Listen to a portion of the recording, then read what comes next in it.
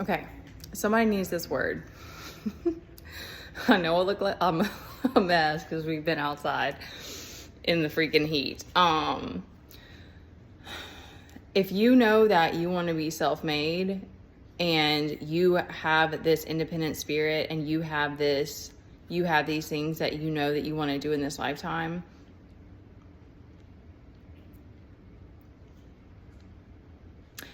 I don't know the words. There's not anything big enough to stop you is kind of what's coming to me, because I felt dumb for coming home and running to my family, and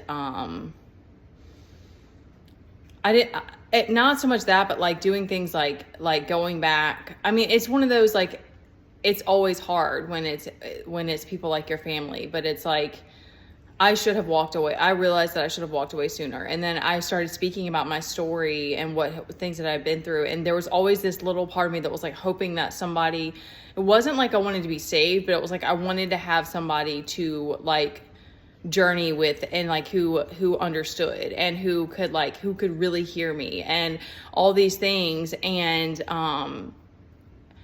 then all this other craziness happened with all of these accounts and this hacking of my stuff and the gang stalking and all these things, only for me to realize that it was like there's bigger reasons why God won't allow those things to happen, because it's like he's needing to work one-on-one with you and rebuild you.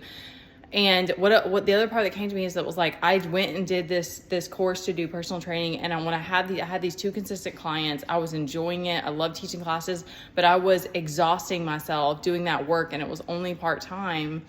And I just had this, but I had this part of me that was like, I have to figure out how to be independent. I want to make enough money to support us, and I don't want to be dependent on my parents and all these things. But I was chasing money, and I was caught back in that addictive cycle of like of self-sabotaging and not taking care of myself, and taking on too much. I was so in my masculine. Like when I think about that now, I'm like, I have no idea how I did it. I have no idea. But then when all this other stuff started happening, it's like I started it's been since 2020 that I haven't been like had a career, and I've been focused on the healing and trying to be more of my feminine and and being mom and taking on homeschool, and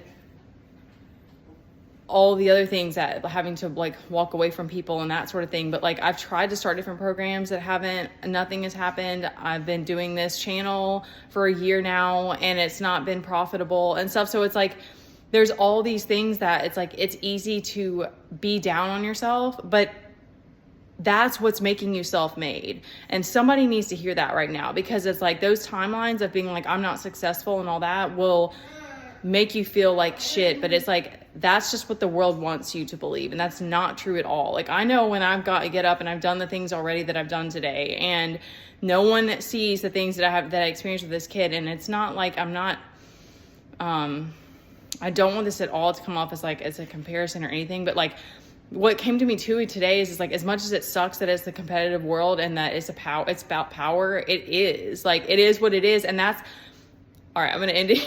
I'm getting worked up about it. But that's the thing, is that God is either way to me, that your God and the angels, Teddy's looking at me right now like, girl, calm down. They're watching over you, but it's like God makes it to where it's like you have to go to him if you want him to help you, and if you want him to do it his way, and like, which is the long way, and which is the way where you have to process your feelings, and you have to watch other people live this other life. But he also gives you a beautiful life. Like you get peace, and you get, he knows what's inside in your heart. That's what I mean. And it's like, he knows what people's true motives are, and the people who do and don't have good intentions for you. But it takes a long time for us to learn discernment. And that even then it's like, I think that people go in, I think it's even that where it's like, sometimes it's like people go into something and it's like they have their intention, or they have something, they're looking for something, but it may not match what you are looking for. And that's another thing. It's like, sometimes it's just not a match. It's not, you're not meant to be together for a long period because you guys don't have the same, gosh, now the words are evading me.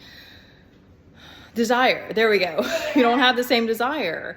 And so it's hard. So it's like, that's, to me, it all goes back to like trusting in the process, trusting in God and the amount of time, the divine timing, and all of these other virtues like patience and things like that. God is going to work it through you. He's going to guide you and show you what you need and the things you need to learn, because patience was one of the first things I had to learn. And that has continued to be something that I have to practice, and has been one of the greatest, that is one of the greatest blessings for anybody, because there's something that happens with patience where it's like, it just allows you to continue to accept things as they are. And, because this world is always going to be trying to dupe you, always trying to make you think that you need greed, always going to make you think that you need all these other things. And that's going to take your mind off of where you need to be focused, and that what's really going to bring you happiness and contentment. Okay, that was a lot of fire. Okay, but I had to today because I was like, it's been a crazy day already, but my energy has been good. So I'm like, I gotta pour this into somebody, and just be like, no, baby, don't give up. Okay.